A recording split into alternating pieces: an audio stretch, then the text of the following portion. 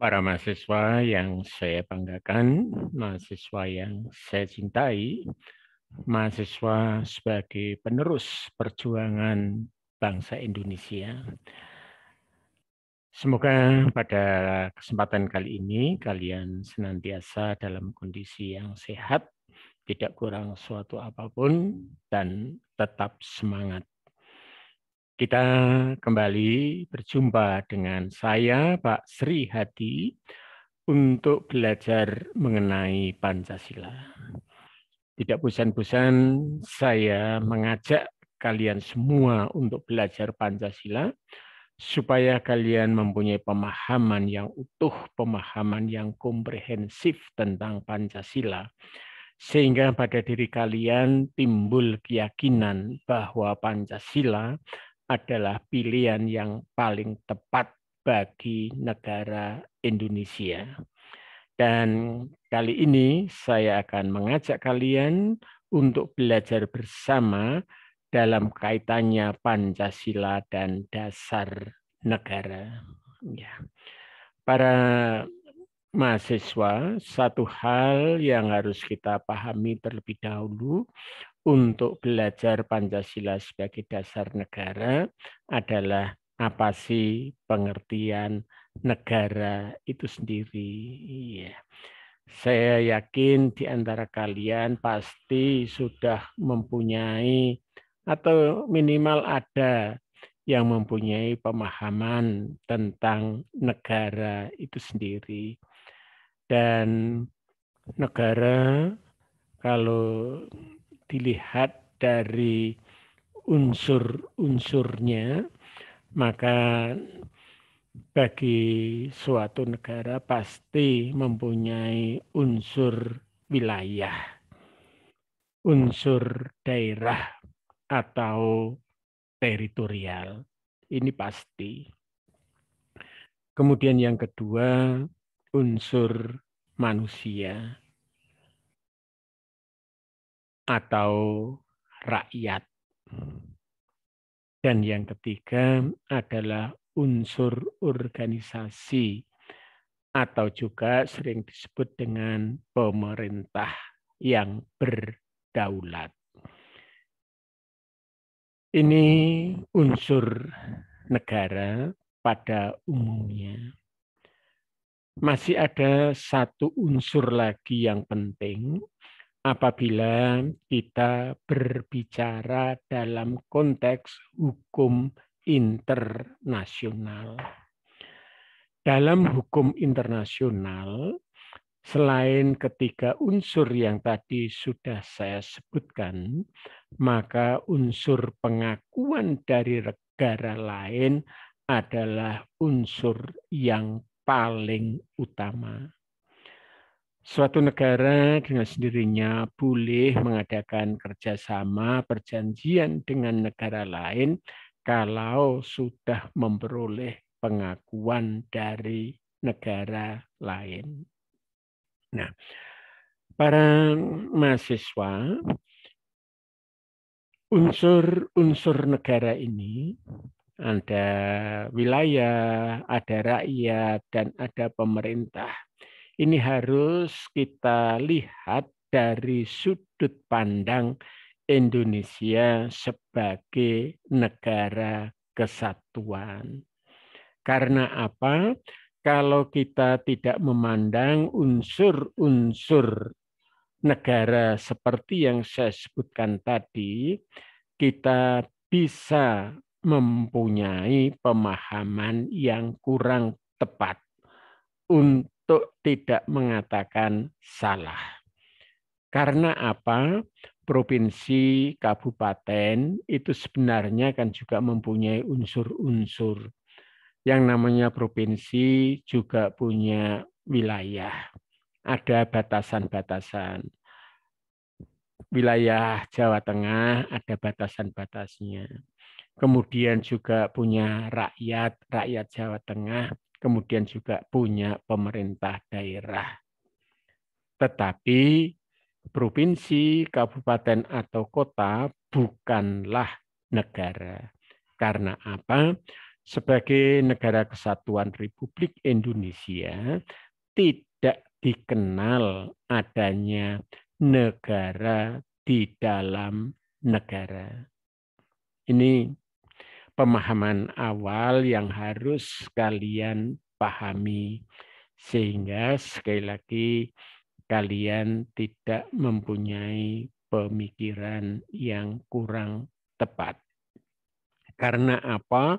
Dulu pada awal-awal reformasi ada satu pemikiran bagaimana Indonesia ini menjadi negara serikat tetapi dalam bentuk kesatuan.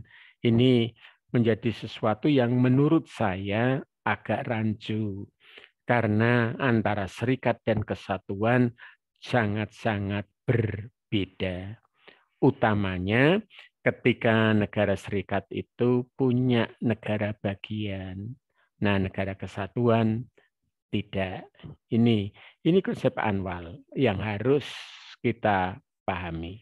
Nah, berbicara tentang negara dari perspektif tata negara, maka dapat dilihat dari dua pendekatan.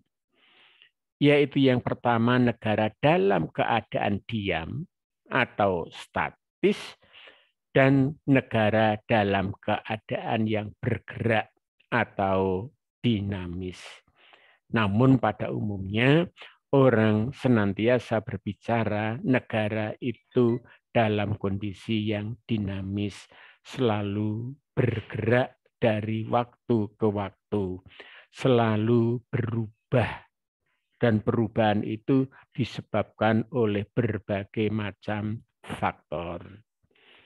Ini kalau dilihat dari perspektif tata negara. Kemudian yang berikutnya, saya akan berbicara tujuan negara. Para mahasiswa yang saya banggakan, ketika negara itu didirikan, pasti mempunyai tujuan tertentu. Jangankan negara, semua aktivitas yang kita lakukan, termasuk kalian kuliah, saya yakin kalian pasti punya tujuan tertentu. Nah, tujuan negara ya dengan sendirinya tergantung dari negara yang bersangkutan. Seperti bisa kalian lihat di situ, tujuan negara bermacam-macam. Saya tidak akan berbicara tujuan negara pada umumnya, saya akan langsung pada tujuan negara kesatuan Republik Indonesia. Tujuan negara kesatuan Republik Indonesia yang didirikan pada tanggal 17 Agustus tahun 1945 secara jelas dan tegas merumuskan tujuannya di dalam alinea keempat pembukaan Undang-Undang Dasar tahun 1945. Yaitu yang pertama, melindungi segenap bangsa dan seluruh tumpah darah Indonesia. Yang kedua, memajukan kesejahteraan umum. Yang ketiga, mencerdaskan kehidupan bangsa. Dan yang keempat, ikut serta melaksanakan ketertiban dunia yang berdasarkan kemerdekaan, perdamaian abadi, dan keadilan sosial. Nah, tujuan yang keempat sering juga orang mengatakan itu tujuan internasionalnya. Nah, kalian harus paham itu tujuan nasional. Sehingga tidak ada satu rumusan pun di dalam tujuan nasional itu yang hanya untuk mementingkan diri sendiri, untuk mementingkan pribadinya, untuk mementingkan kelompoknya, tidak, tetapi senantiasa berbicara untuk kepentingan umum. Nah, untuk tujuan nasional sebagaimana yang dirumuskan di dalam alinea keempat pembukaan Undang-Undang Dasar tahun 1945, saya akan coba mundur lagi. Artinya, kita akan melihat rumusan tujuan nasional bisa dilihat dari dua pendekatan, yaitu yang pertama pendekatan kesejahteraan dan pendekatan keamanan. Pendekatan kesejahteraan dan pendekatan keamanan ini apabila kita melihat secara spesifik dari tujuan nasional. Karena apa? Saya katakan begitu, sebab tujuan-tujuan dari suatu negara itu juga dipengaruhi oleh aliran yang ada.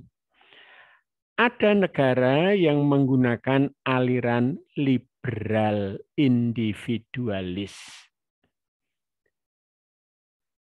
Aliran liberal individualis jelas di sini lebih mengedepankan persaingan bebas. Hak-hak individu mempunyai tempat yang utama. Kemudian yang kedua adalah aliran kolektivitas atau sosialis. Pada aliran kolektivitas atau sosialis, berpandangan bahwa kesejahteraan dan kebahagiaan manusia hanya dapat diwujudkan melalui politik dan sistem ekonomi terpimpin atau totaliter. Berbeda dengan liberal individualis, aliran kolektivitas ini justru kurang untuk mengatakan tidak menghargai hak-hak individu, tetapi semuanya harus terkonek, semuanya harus dikuasai oleh negara. Nah, bagaimana dengan negara Indonesia? Sebagaimana di depan tadi sudah saya kemukakan, negara Indonesia pendekatannya menggunakan dua, pendekatan kesejahteraan dan pendekatan keamanan. Tidak mengedepankan aliran liberal individualis, tetapi juga tidak menerapkan aliran kolektivitas atau sosialis. Ini di negara Indonesia. Dan rumusan pendekatan yang digunakan oleh negara Indonesia ini justru sejalan dengan ide atau konsep negara integralistik. Para mahasiswa, sebagaimana sidang pleno BPUPKI yang pertama, Mr. Supomo kan antara lain berbicara mau dibawa kemana negara Indonesia. Apakah negara yang individualis atau negara yang sosialis? atau yang integralis. Dan rumusan faham negara integralistik inilah yang kemudian sesuai dengan kultur, dengan budaya masyarakat Indonesia. Sehingga rumusannya ya melindungi segenap bangsa dan seluruh tumpah darah Indonesia. Tidak melindungi satu kelompok atau golongan tertentu. Memajukan kesejahteraan umum, bukan kesejahteraan golongan, bukan kesejahteraan keluarga, tidak. Ini harus kita pahami. Kemudian para mahasiswa yang saya banggakan, prinsip bahwa negara Indonesia sebagai negara hukum yang rumusannya ada pada pasal 1 ayat 3 Undang-Undang Dasar tahun 1945 juga diterjemahkan bahwa semua kebijakan perilaku penguasa harus mendasarkan pada hukum. Atau dengan kata lain, pemerintahan harus dijalankan berdasarkan atas hukum. Artinya apa? Artinya ada norma-norma hukum seperti yang dirumuskan dalam Undang-Undang Republik Indonesia nomor 12 tahun 2011. Nah, ini merupakan hierarki. Peraturan perundang-undangan, hierarki. Artinya berjenjang. Yang nomor 1 jelas mempunyai jenjang, mempunyai kedudukan yang paling tinggi. Di bawahnya dengan sendirinya nomor 2, di bawahnya lagi nomor 3, dan seterusnya. Nah, berdasarkan Undang-Undang Republik Indonesia nomor 12 tahun 2011, maka hierarkinya dirumuskan. Yang pertama adalah Undang-Undang Dasar Negara Republik Indonesia tahun 1945. Kemudian yang kedua, ketetapan Majelis Permusyawaratan Rakyat. Sering juga disingkat dengan TAP MPR. Kemudian yang ketiga, undang-undang garis miring peraturan pemerintah pengganti undang-undang. Yang keempat, peraturan pemerintah atau disebut juga dengan PP. Sedangkan kalau peraturan pemerintah pengganti undang-undang disingkat dengan Perpu. Yang kelima adalah peraturan presiden.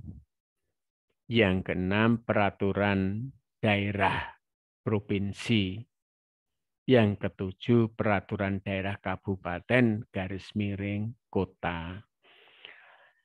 Garis miring itu artinya mempunyai kedudukan yang sama. Peraturan daerah kabupaten mempunyai kedudukan yang sama dengan peraturan daerah, peraturan kota. Ini. Nah, sekarang kita akan mencoba mengkaji Pancasila sebagai dasar negara. Kembali saya sampaikan, Pancasila sebagai dasar negara, rumusannya ada pada alinea keempat pembukaan Undang-Undang Dasar tahun 1945.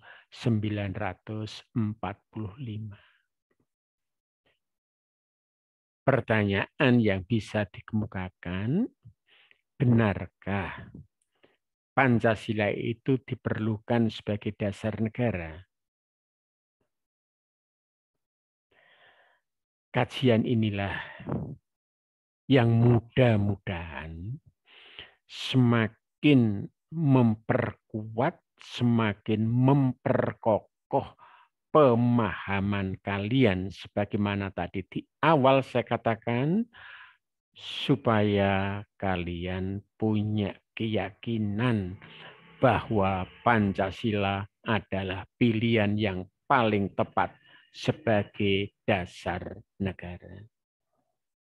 Sehingga mahasiswa sebagai bagian dari warga negara dapat memahami dan melaksanakan. Kata-katanya melaksanakan. Tidak hanya sekedar memahami, tidak hanya sekedar mengerti, tetapi yang lebih penting adalah melaksanakan. Kalau kalian sudah melaksanakan dalam kehidupan sehari-hari, itu artinya kalian juga mengamankan Pancasila sebagai dasar negara. Kalau mahasiswa sebagai warga negara harus melaksanakan Pancasila di dalam kehidupan sehari-hari, bagaimana dengan pemerintah? Dalam hal ini tidak ada perbedaan. Pemerintah sebagai penyelenggara seharusnya lebih mengerti dan memahami dalam melaksanakan nilai-nilai Pancasila dalam kehidupan kenegaraannya. Jadi, kenapa dikatakan lebih memahami, lebih mengerti? Sebab para penyelenggara negara inilah yang mestinya bisa kita jadikan contoh, bisa kita teladani dalam peri kehidupannya, sehingga warga negara bisa melihat, oh itulah cerminan sila-sila Pancasila bagi seorang penyelenggara negara. Jangan sebaliknya, justru penyelenggara negara tidak memberikan contoh yang baik berkaitan dengan aktualisasi nilai-nilai Pancasila. Dan tidak perlu kita pungkiri, kadang-kadang kita melihat seperti itu. Penyelenggara negara hanya sekedar mementingkan kepentingannya sendiri, kepentingan kelompoknya, ataupun bahkan mungkin kepentingan keluarganya. Nah, mahasiswa tidak harus, bahkan saya katakan secara tegas, mahasiswa jangan berperilaku menyimpang dari nilai-nilai Pancasila. Nah, sekarang kita akan coba lihat sumber yuridis Pancasila sebagai dasar negara. Pada materi yang lain, saya sudah sampaikan bahwa Pancasila sebagai dasar negara itu melalui proses tertentu. Ada 3 tahapan yang dilakukan, mulai proses pengusulan, yang kedua proses pembahasan, dan yang ketiga proses penetapan. Bagaimana sumber yuridisnya? Bagaimana sumber hukumnya?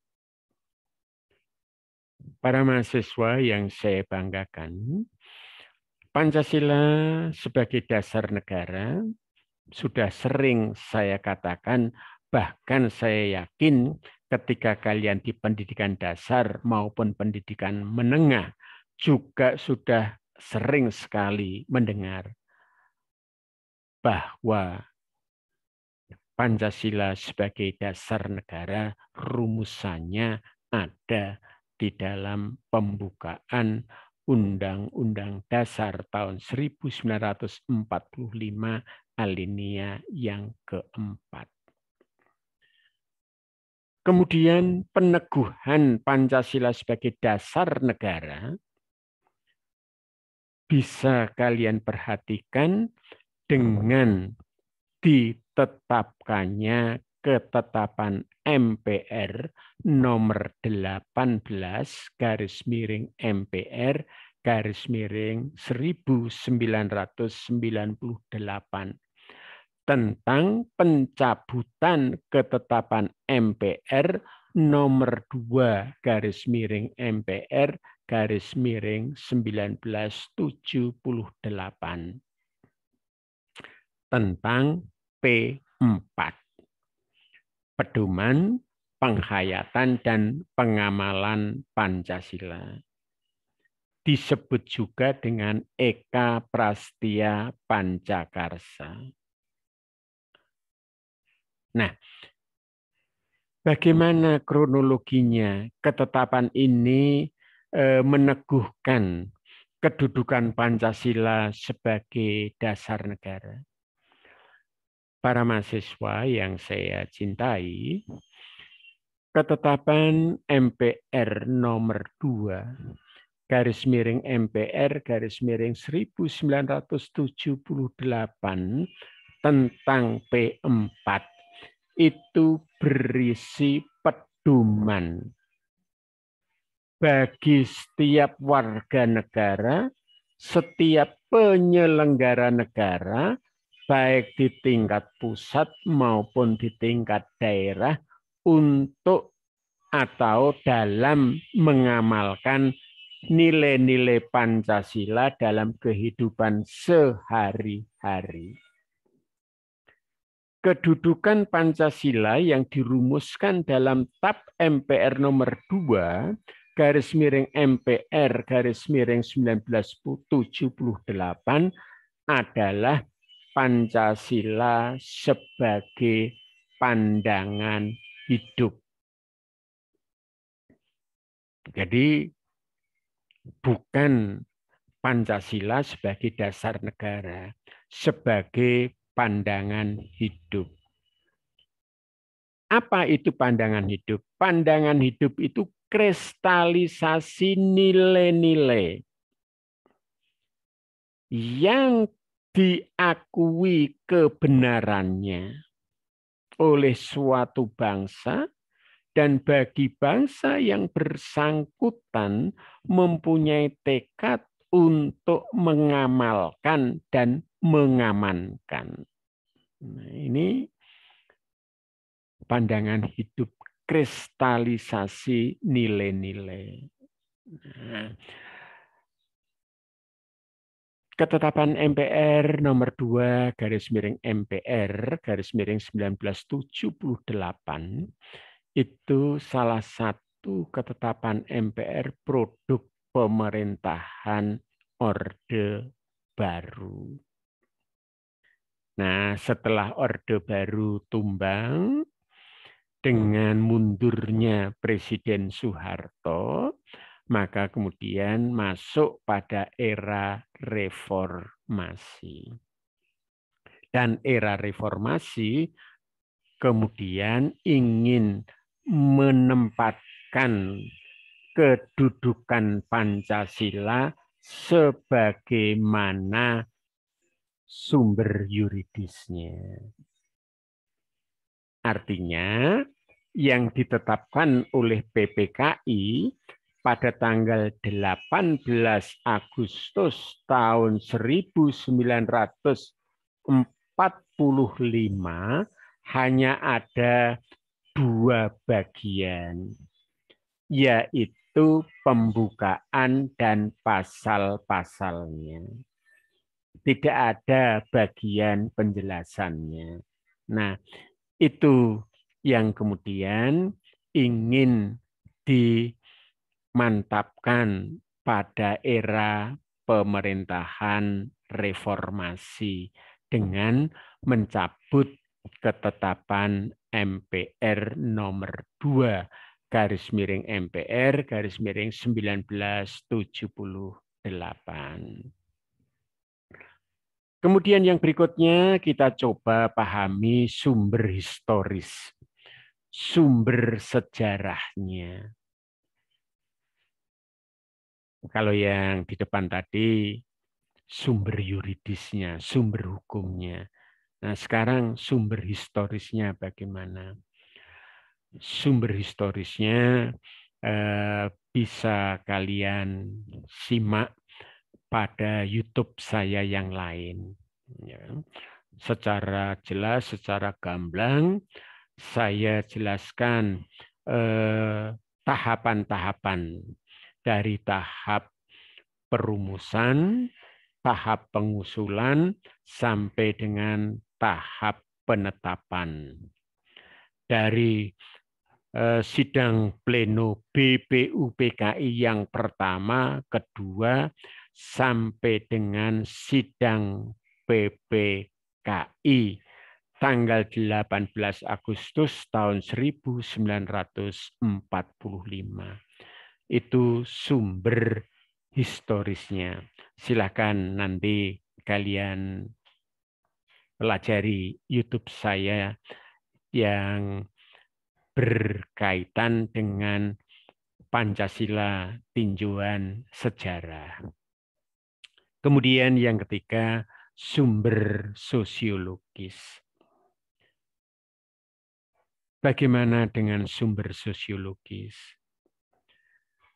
Sumber sosiologis bisa dikatakan bahwa kita mencoba untuk memahami, menggali bahwa nilai-nilai Pancasila itu sudah ada, sudah dimiliki oleh bangsa Indonesia jauh sebelum Indonesia merdeka. Nah, rumusannya bisa dikatakan sebagai berikut. Yang pertama, nilai-nilai ketuhanan sebagai sumber etika dan dianggap penting sebagai fundamental etika kehidupan beragama. Nah, sebagai etika kehidupan beragama. Cuma sayangnya nilai ketuhanan ini justru bergeser. Ada kelompok-kelompok yang menggeserkan. Yang saya maksudkan justru nilai-nilai agama dijadikan sebagai dasar untuk kepentingan politis. Ini sesuatu yang silakan para mahasiswa kaji lebih dalam. Kemudian yang kedua, nilai-nilai kemanusiaan yang mempunyai sifat yang universal, sifat yang umum, bersumber dari hukum Tuhan, hukum alam, dan sifat-sifat sosial. Di mana nilai-nilai ini dianggap penting sebagai fundamental etika politik kehidupan bernegara dalam pergaulan dunia. Para mahasiswa yang saya banggakan, persatuan Indonesia nasionalisme, patriotisme Indonesia bukanlah nasionalisme, bukanlah patriotisme yang sempit. Bukanlah nasionalisme yang mengagung-agungkan dirinya sendiri, bangsanya sendiri, dan menganggap negara lain sebagai tidak ada. Atau ya berada pada posisi di bawah. Indonesia tidak. Nasionalismenya dikembangkan di dalam internasionalisme. Sehingga negara Indonesia meyakini bahwa Indonesia adalah bagian dari negara-negara lain yang ada di dunia. Konsep yang seperti itu kan sebenarnya bukan konsep yang muncul pada Agustus 1945.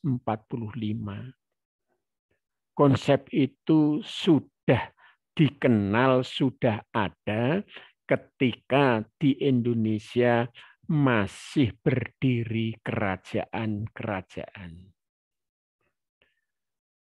Gajah Mada mengembangkan konsep yang namanya Nitreka Satata. Hubungan dalam persaudaraan. Ini. Kemudian yang ketiga, nilai-nilai etis kemanusiaan harus mengakar kuat dalam lingkungan pergaulan kebangsaan yang lebih dekat sebelum menjangkau pergaulan dunia yang lebih jauh. Ini, jadi nilai-nilai etis kemanusiaan harus mengakar kuat dalam lingkungan pergaulan kebangsaan. Artinya apa? Artinya Indonesia bukanlah negara yang tertutup. Negara Indonesia bukanlah negara yang tidak mau bergaul dengan negara lain. Indonesia adalah negara yang terbuka. Meskipun di dalam pergaulan itu juga ada syarat-syarat tertentu yang harus dipenuhi. Kemudian yang keempat, nilai ketuhanan, nilai kemanusiaan, dan nilai serta cita-cita kebangsaan itu dalam aktualisasinya, dalam perwujudannya harus menjunjung tinggi kedamaian rakyat, kedaulatan rakyat yang dipimpin oleh hikmat kebijaksanaan. Para mahasiswa, kita punya sila keempat yang berbunyi kerakyatan yang dipimpin oleh hikmat kebijaksanaan dalam permusyawaratan perwakilan. Artinya apa? Artinya bangsa Indonesia punya nilai yang lebih mengedepankan musyawarah mufakat. Kemudian yang kelima, nilai ketuhanan, nilai kemanusiaan, nilai dan cita-cita kebangsaan, serta demokrasi. Permusyawaratan itu memperoleh artinya sejauh dalam mewujudkan keadilan sosial. Jadi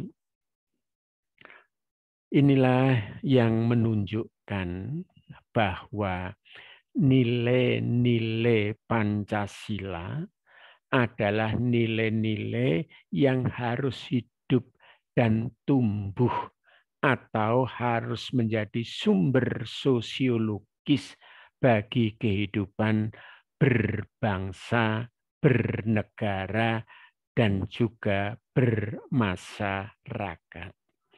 Kita jangan hanya sekedar baik dalam lingkup masyarakat, tetapi tidak baik dalam lingkup negara.